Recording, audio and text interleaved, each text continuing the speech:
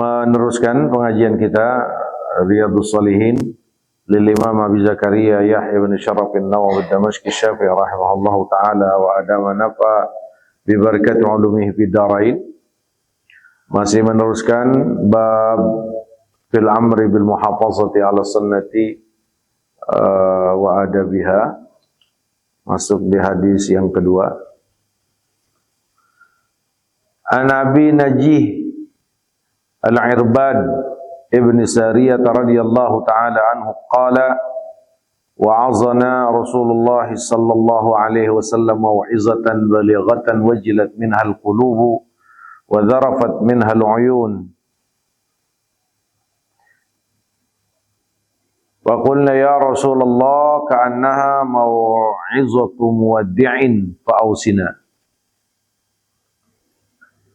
Dari Abi Najih Irbad ibn Sariyah radhiyallahu ta'ala anhu, beliau berkata, satu ketika Rasulullah menasihati kami, menyampaikan mau'izah atau nasihatnya kepada kami. Nasihat yang penuh dengan nasihat-nasihat hikmah-hikmah, nasihat-nasihat yang begitu membuat wajilat min hal qulub, membuat hati kita ini ciut, membuat hati kita ini takut, dan membuat air mata kita ini berlinang.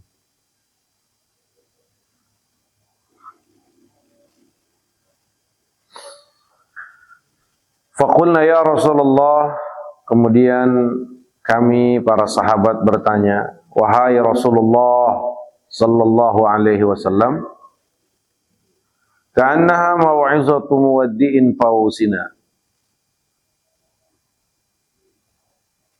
Seakan-akan nasihat ini adalah nasihat perpisahan. Sahabat bertanya kepada Rasulullah, seakan-akan nasihat ini adalah akhir nasihat perpisahan. Fausina, berikan kami nasihat, berikan kami wasiat. Qala, kemudian Rasulullah sallallahu alaihi wasallam bersabda, usikum bitaqwallah. Ini nasihatnya. Aku wasiatkan kepada kalian, aku nasihati kalian, aku ingatkan kalian bitaqwallah, agar hendak senantiasa bertakwa kepada Allah. Jadi takwa ini menurut definisi mayoritas ulama melaksanakan seluruh perintah Allah, menjauhkan seluruh larangan Allah. Itu takwa namanya. Dibarengi dengan keikhlasan, ketulusan, bahwa semua itu dilakukan hanya ingin meraih ridha Allah. Melaksanakan semua perintah, ikhlas karena Allah. Menjauhkan seluruh larangan Allah, itu pun sama, ikhlas karena Allah. Jangan sampai kita melakukan apapun bentuk ketaatan, ada tujuan kita untuk yang lain selain Allah. Ini nggak akan jadi takwa. Begitu juga saat kita menjauhkan segala larangan Allah, tapi memang ada keadaan dan kondisi yang mengharuskan kita meninggalkan, ini pun bukan karena Allah. Jadi amal ibadah, baik itu sifatnya pelaksanaan ataupun menjauhkan, ini semua harus dilakukan sesuai aturan yang Allah Subhanahu wa taala inginkan, sebagaimana yang dicontohkan oleh Nabi, baik secara lahir maupun batin. Lahir sesuai panduan dari Nabi, ya. Batin adalah ikhlas, khusyuk, ya, untuk Allah.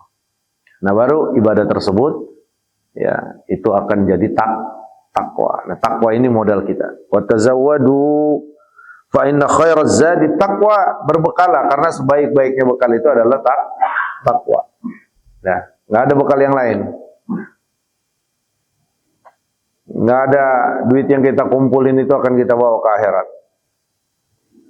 Nggak ada jabatan yang kita tinggi-tinggikan, kita raih sampai tinggi yang kita bawa ke akhirat.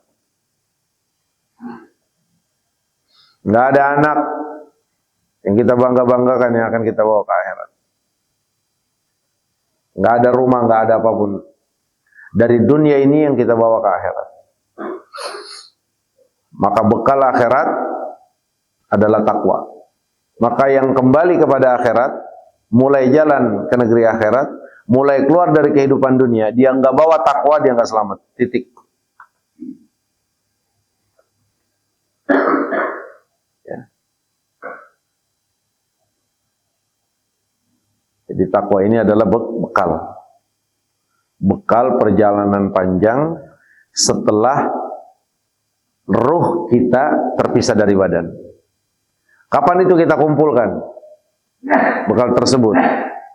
Kapan ketakwaan tersebut kita kumpulkan? Kumpulkan selagi Allah masih berikan kesempatan hidup di dunia. Nah, berarti dunia ini adalah kesempatan untuk kita bertakwa. Untuk ngumpulin amal, ya, amal saleh, agar semuanya itu Allah terima, ya, dan bisa membuat kita bertakwa. Nah, setelah meninggal, nah baru kita punya ongkos namanya, punya bekal, baru akan selamat. Usikum bitaqwallah, maka wasiatkan kepada kalian dengan takwa kepada Allah.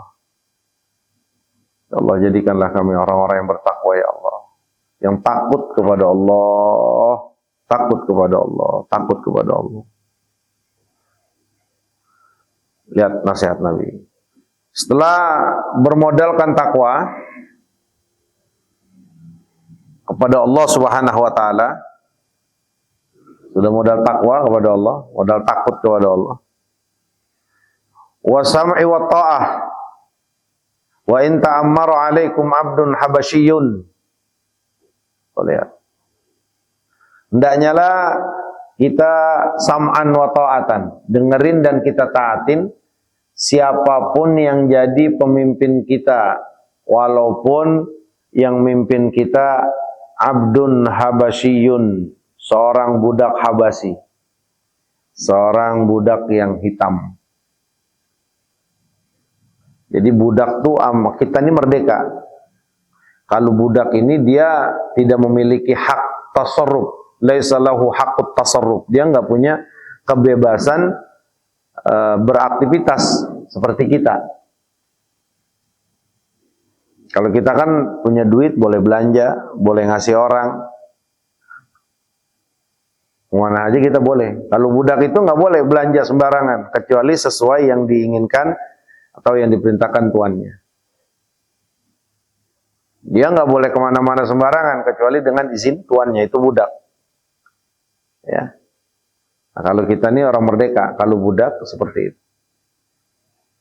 Itu pengertian budak. Artinya orang yang bisa, yang dimiliki oleh orang merdeka, dia tidak memiliki kebebasan.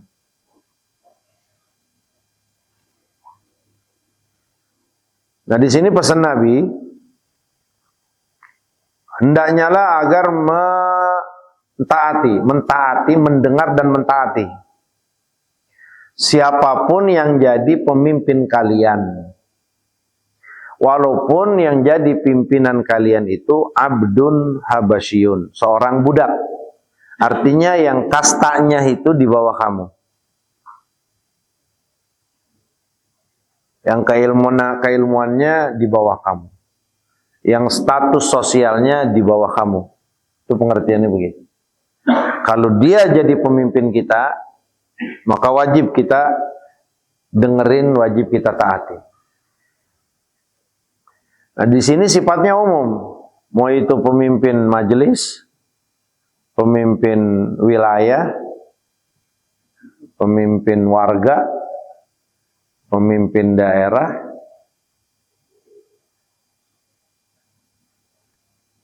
pemimpin provinsi, sampai kepada pemimpin negara. Atau Pimpinan apa saja? Nah, kayak saya di sini nih, ini pimpinan ngaji karena saya lagi ngajar. Kita itu wajib mendengarkan dan mentaati. Jadi mendengarkan dan mentaati pemimpin itu perintah agama. Dengerin, itu perintah agama. Perintah Allah dan perintah Rasul. Nah, ini salah satu isi wasiat Nabi. Agar kita ini sama pemimpin kudu mendengar, kudu taat. Walaupun yang memimpin kita ini kastanya lebih rendah, sosialnya lebih rendah, ilmunya lebih rendah, pangkatnya lebih rendah. Kalau dia sudah ditunjuk dan disepakati untuk menjadi imam, wajib kita taati. Bisa dimengerti?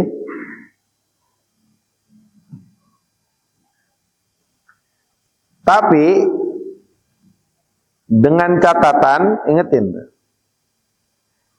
ini pimpinan kita, dia harus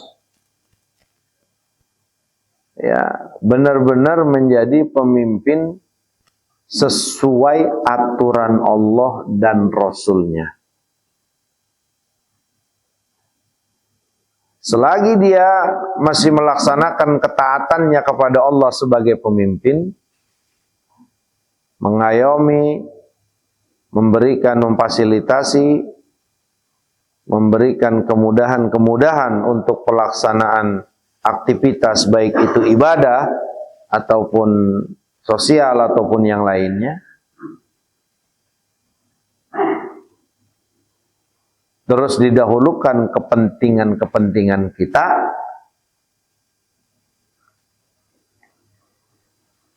diberikan kebijakan untuk kemaslahatan kita, maka pemimpin seperti ini hukumnya wajib kita dengar dan kita taat.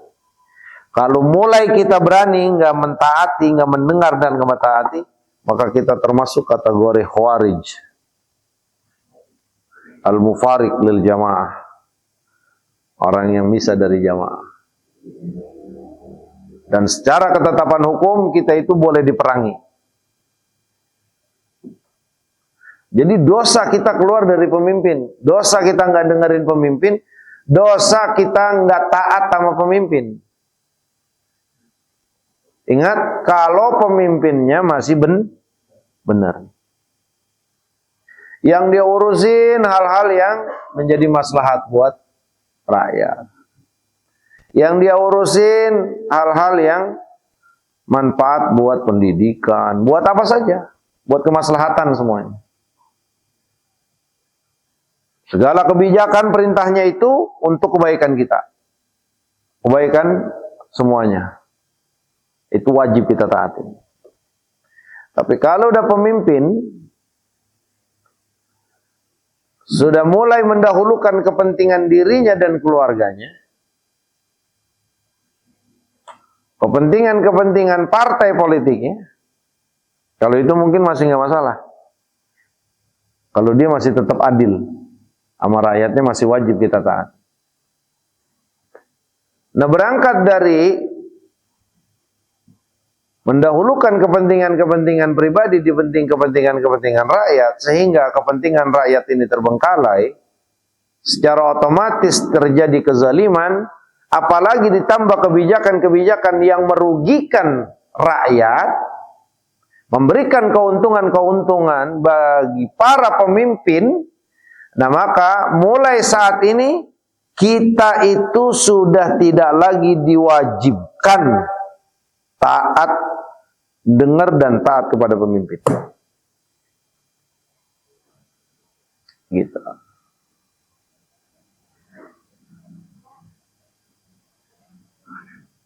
Jadi tetap punya taat kepada manusia, kepada pemimpin, itu bukan seperti taat kepada Allah dan Rasul. Kalau taat kepada Allah dan Rasul nggak ada syarat. Mau bagaimana, mau enak, mau kagak, mau kita celaka, mau kagak kasarnya. Allah dan Rasulnya titik wajib ditaati. Rasul ngajak kita perang. Perang ini kan jelas secara fisik tuh ngerugiin, Pak. rugiin harta, benar gak?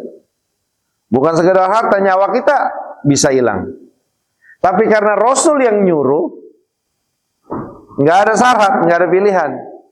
Kita wajib taat. Maka yang wajib kita taati secara mutlak, nggak ada syarat, itu hanya Allah dan Rasul. Nah, kalau sudah mulai di bawah Allah dan Rasul, seperti pemimpin-pemimpin, khalifah-khalifah yang menjadi penerus tongkat estafet, ya enggak, untuk pelaksanaan kemaslahatan rakyat, itu tetap diberikan batas oleh Allah dan Rasulnya. Wajib kita taati selagi kebijakannya itu tidak melanggar aturan Allah. Selagi perintah-perintahnya tidak bertentangan dengan aturan-aturan Allah dan Rasul. Maka pemimpin itu wajib kita dengar, kita taati. Tapi kalau sudah ada pelanggaran, udah nggak ada wajib kita taat sama pemimpin.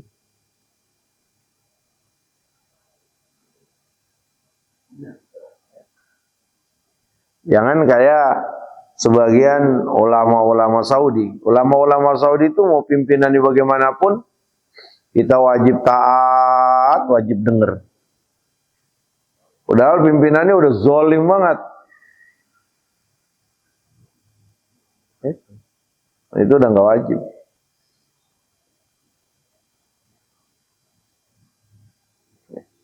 Jadi kalau udah banyak kezaliman, banyak ya ketidakmaslahatan untuk kita, kebijakan-kebijakannya itu semuanya tidak wajib ditaati dan didengar serta dilaksanakan. Kemudian wa innahu man ya'is minkum fasayara ikhtilafan katsira. Nanti siapapun yang hidup di antara kalian, kalian akan dapati ikhtilafan katsira, perbedaan-perbedaan yang amat banyak. Perbedaan-perbedaan yang amat banyak. Ini Nabi sedang memberikan tahu para sahabat tentang masa depan. Siapapun yang akan hidup di antara kalian, kata Rasulullah, kalian pasti akan mendapati perbedaan-perbedaan yang begitu signifikan. Maka saat itu kalian alami, ini pesan aku, kata Rasulullah sallallahu alaihi wasallam, fa'alaikum bisunnati. Maka hendaknya berpegang teguhlah kepada sunnah-sunnah aku. Berpegang teguhlah kepada aturan-aturan aku, kebijakan-kebijakan aku, kata Nabi.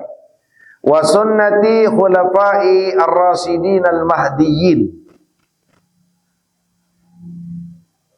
Berpegang teguhlah kepada sunnah aku dan berpegang teguhlah kepada khalifah-khalifah, wakil-wakil aku yang rasyidin al-mahdiyyin, yang terus dalam keadaan diberikan petunjuk, bijaksana dan senantiasa diberikan petunjuk. Oh.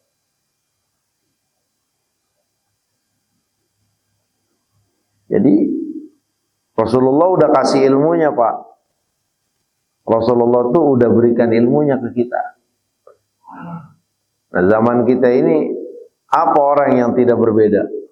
Perpecahan mana yang tidak terjadi? Gitu. Di kita dari mulai perbedaan pendapat bisa sampai membuat kita ini berbeda tongkrongan. Di kita di zaman sekarang dari mulai berbeda mazhab, ya, sampai perbedaan yang macam-macam. Udah, nggak usah pakai repot. Nabi udah kasih arahan, Nabi udah kasih jalan. Apa kata Rasulullah? Pegang teguhlah sunnah-sunnahku. Udah begitu aja.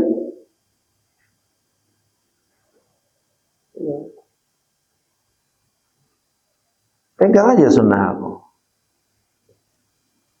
ajaran-ajaran aku. Wa sunnati khulafa'ir rasyidin min ba'di, dan sunnah-sunnah wakil-wakil aku, khalifah-khalifah aku, Rasyidin, Mahdiyin. Nah, jadi khalifah Rasul yang Mahdiyin ini hanya sampai di Sayyidina Hasan, Sayyidina Abu Bakar, Sayyidina Umar, Sayyidina Utsman, Sayyidina Ali. 6 bulan Sayyidina Hasan. Jumlah total dari kekhalifahan Sayyidina Abu Bakar itu 30 tahun. Dan itulah yang ditetapkan oleh Sayyidina Muhammad dalam hadis Sufainah, bahwa Khalifah Rashidah, kepemimpinan yang penuh dengan kebijakan, arahan agama, dasaran Allah dan Rasulnya, yang senantiasa mendapatkan bimbingan dan petunjuk dari Allah, kata Rasulullah, itu 30 sanah, hanya 30 tahun. 30 tahun ini dihitung kekhalifahan Sayyidina Abu Bakar, Sayyidina Umar, Sayyidina Utsman, Sayyidina Ali, ya, dan kemudian Sayyidina Hasan 6 bulan. Jumlahnya semuanya 30 tahun. Setelah itu udah enggak Rasyidin.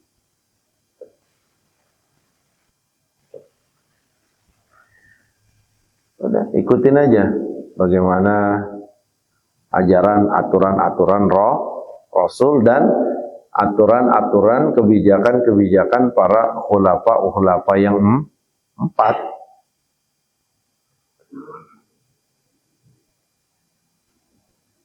Nah, namun khulafa'ur rasyidin al-mahdiyyin ini enggak terbatas kepada khulafa yang 4. Karena dunia ini harus terus ada pemimpin. Harus terus ada pemimpin. Yang pemimpin ini tujuannya untuk menyatukan umat Sayyidina Muhammad. Walaupun sifatnya itu tidak internasional atau tidak nasional, sifatnya itu tidak menyeluruh, tapi harus ada. Makanya di akhir zaman nanti kita itu nanti akan dikembalikan oleh Allah Subhanahu wa taala dengan sosok pemimpin, dengan sosok khalifah yang khalifahnya prinsipnya itu sama dengan khalifah yang 4. Kata Rasulullah, dia dari keturunan aku, namanya sama dengan nama aku, bapaknya sama dengan nama bapak aku. Yang namanya Muhammad bin Abdullah, yang dikenal dengan Al-Imam Mahdi. Maksudnya Imam Mahdi itu apa? Imam yang dapat petunjuk. Sama dia dengan 4 khalifah ini.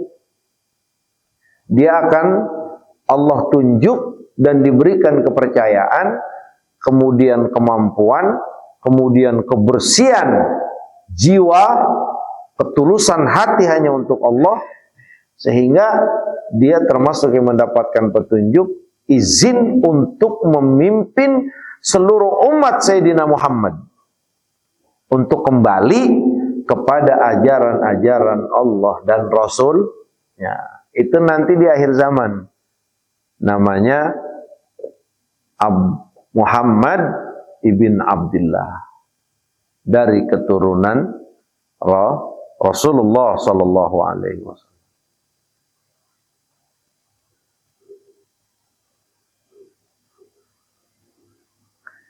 Nah, jadi nanti kalau, makanya di sekarang juga sama. Siapa yang harus kita jadikan pimpinan dan kita teladani? Nah, ngukurnya itu apa? Ngukurnya itu dari sunnah Nabi. Ini pemimpin wajib gua ikutin apa kagak, wajib gua taatin atau enggak. Itu ukurannya dari ketetapan Nabi. Nah kalau memang nih pemimpin cocok sama yang Nabi tetapkan, nah, maka wajib kita ikutin dia. Wajib kita taati. Terus berpegang teguhnya itu bukan hanya sekedar berpegang teguh, tapi apa bahasa Rasulullah? Addu 'alaiha bin nawajid. Gigit dengan gigi geraham. Mananya megangnya itu bukan hanya sekedar pegang begini, tapi pegang kuat-kuat, pegang erat-erat. Kalau pegang erat-erat artinya amak lepas itu susah. Berarti kita akan terus ada pada sebuah keistiqomahan dalam berpihak kepada kebenaran, berjalan pada sebuah kebenaran. Kenapa memang bahasa Rasulullah itu harus ada adu alaikum bin nawajiz, pegang kuat-kuat. Ya, karena kalau nggak dipegang kuat-kuat bisa lepas. Kenapa memang? Karena anginnya begitu gede. Kayak lagi ada angin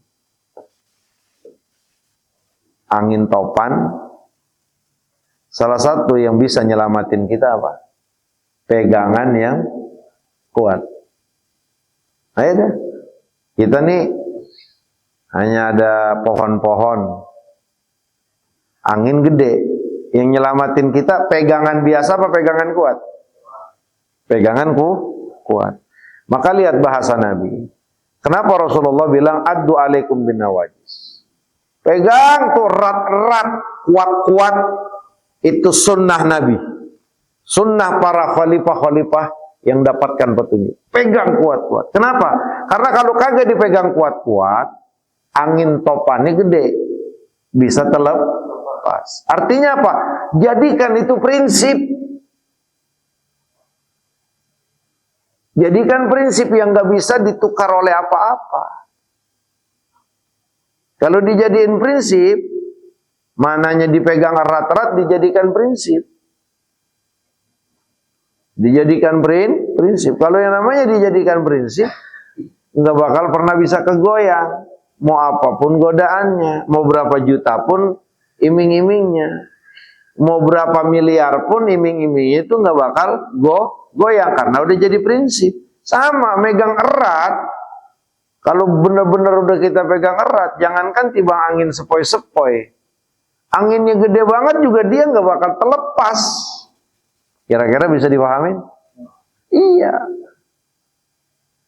Nah maka kalau yang genye-genye itu pegangan-pegangan dia, tapi pegangannya kagak kuat, sekedar aja. Makanya ada angin topan dikit lepas. Oke, kalau 1 juta, 2 juta, 10 juta, 20 juta. Lah kalau giliran 100 juta, lah iya dah. Nah ini namanya pegangannya kagak kuat. Maka berapa banyak orang yang terlepas?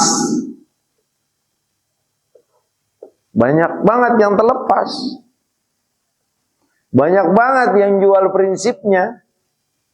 Banyak banget yang jual imannya, yang jual agamanya, yang jual syariatnya, yang jual agamanya. Udah dah, kalau begini aja repot ini. 100 masih ditolak, 200, 300. Masuk 1 M, nah, mulai enak dah nih. Gede nih anginnya kan, 2 M udah lepas. Maka kalau pegangnya erat, jangankan angin sepoi-sepoi, angin pitung beliung nggak bakal lepas karena pegangannya erat. Itulah tujuan Nabi bilang, wa'addu alaikum bin nawajiz.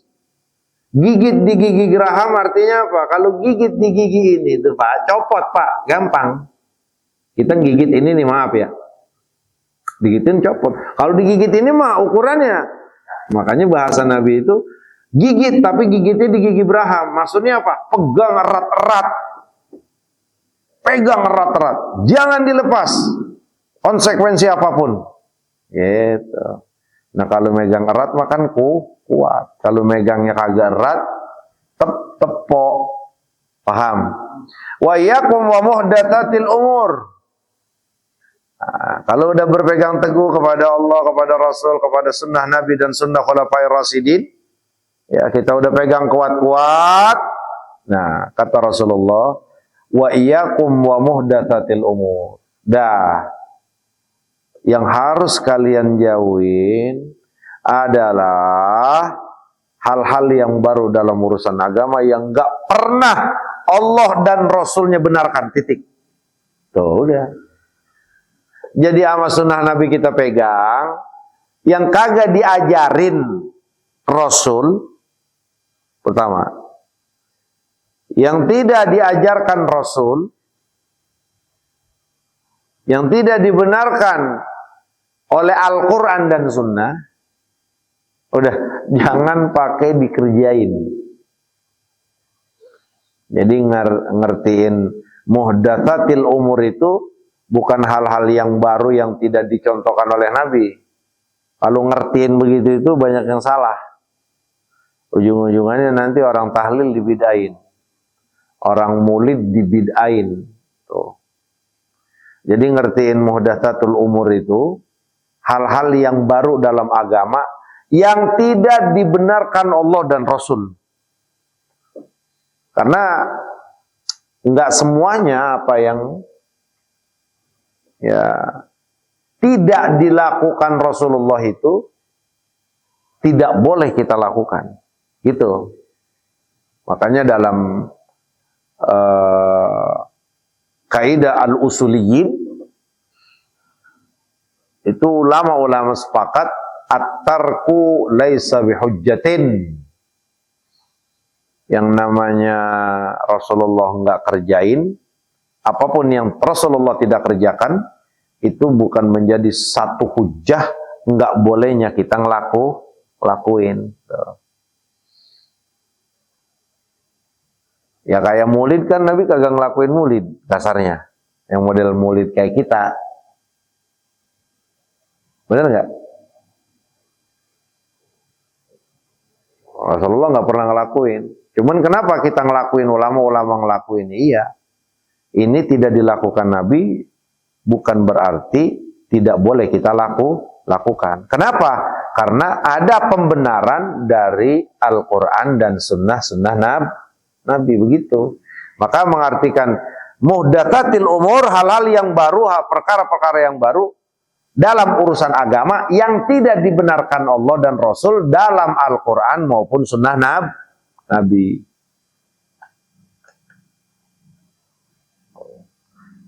Fa inna kulla bid'atin dhalalah.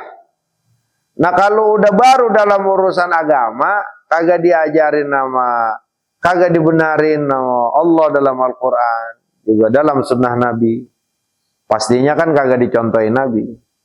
Kan gitu.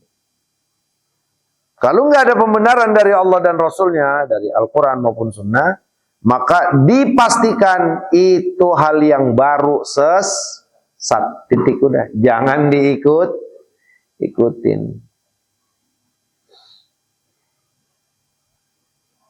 Mau siapa kayak udah titik, jangan diikutin, nggak boleh. Karena sesat.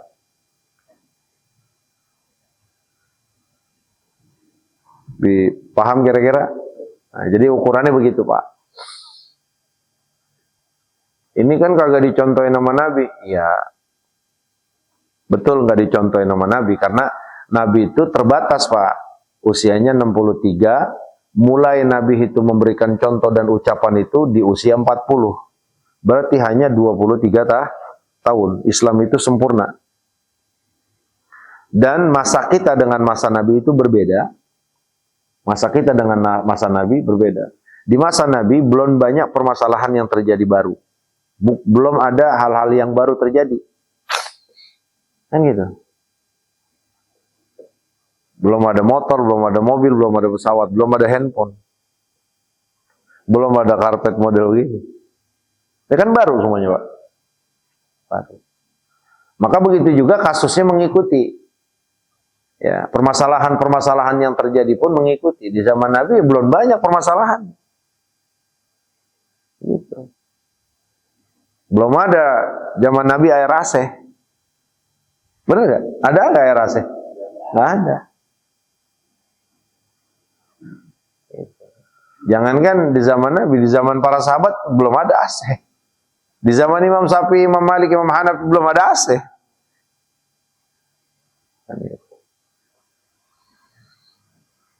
Makanya tidak cukup ditinggalkannya dari apa yang Rasulullah lakukan atau ucapkan. Gitu.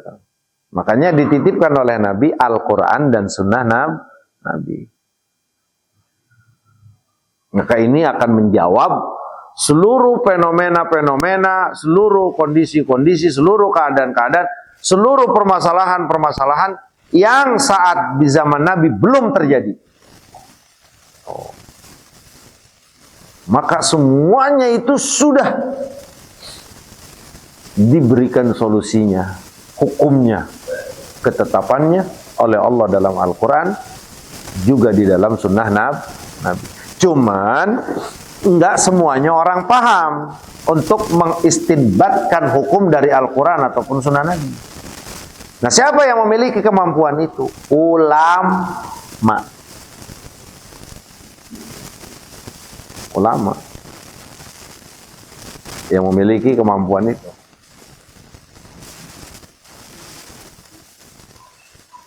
Nah, maka ulul amri di sini sebenarnya itu tafsiran yang tepat menurut Fadilatus Syekh Imam Al-Hafiz Al-Alim Al-Arif Billah Syekh Muhammad Hasan Wildudadu, beliau mengatakan bahwa ulil amri minkum itu adalah ulama. Karena mereka yang memiliki kemampuan untuk mengistinbatkan hukum, mengambil menetapkan hukum bagi permasalahan yang baru dari Al-Quran dan Sunnah. Kita mau mampu apaan? Agak bisa. Yang punya kemampuan, kapasitas itu adalah mereka. Ingat ya, ini pesan Nabi ya. Jadi kita takwa, banyakin amal ibadah. Terus sama pimpinan kita, lihat. Ini pimpinan romannya sayang sama kita, adil sama kita. Selalu kebijakan, ketetapan, aturannya untuk kemaslahatan kita. Kita taatin wajib, Pak. Enggak taat, dosa sama Allah dan Rasulnya. Kita enggak taat sama pemimpin yang model begitu, tuh dosa kita tuh bukan sama pemimpin, sama Allah, sama Rasul. Tapi kalau udah mulai goyang, mulai zolim, mulai nyolong, mulai meres, mulai bikin program yang nguntungin pejabat, mulai bikin kebijakan yang menguntungkan para mafia, mulai membuat undang-undang yang menguntungkan asing-asing, mulai menyekik rakyatnya, mulai menyusahkan rakyatnya, maka pemimpin seperti itu tidak wajib ditaatin, didengar, apalagi ditaatin, dan itu nggak dosa. Karena kita nggak boleh taat, nggak boleh dengar, nggak boleh taat kepada makhluk siapapun dia, kalau sudah maksiat kepada Allah. Titik. No. Yang wajib kita taati secara mutlak tanpa syarat Allah dan Rasulnya. Kata Rasulullah, Bang Apod, kamu nyebur sumur, wajib. Lah kan itu membahayakan saya, wajib. Itu kalau Rasul gitu. Bang Apod, kamu ke Gaza, taruh bom di badan kamu misalkan, wajib udah, nggak ada pilihan. Kalau Allah yang nyuruh dan Rasulnya, Allah dalam Al-Quran atau Rasul dalam sabdanya, itu nggak ada pilihan kita, Pak. Nggak ada syarat, nggak ada pilihan. Kalau Allah dan Rasulnya sudah milih, laisa lakum al-khiyarah, nggak ada pilihan udah. Rasulullah nyuruh apa? Nyuruh misalkan nyeburin diri ke sumur, ceburin udah. Mati, ya mati. Nah, itulah sebuah ketaatan. Nah, kalau Mang Ali yang nyuruh, ntar dulu Ustaz Rusmin. Ya Mang Ali. Walaupun Mang Ali pimpinan kita, kalau Mang Ali colong nampan, ya jangan dah. Nggak boleh diturutin, yang ada di penjara semuanya. Paham kira-kira? Mudah-mudahan manfaat. Hadis riwayat Imam Abu Daud wa Tirmizi wa qala haditsun hasanun sahih wallahu taala a'lamu bissawab. Subhanakallahumma bihamdika Asyhadu an la ilaha illa anta astaghfiruka wa atubu ilaik. Wa sallallahu ala sayyidina Muhammadin wa ala alihi wa sahbihi wasallam. Alhamdulillahi rabbil alamin.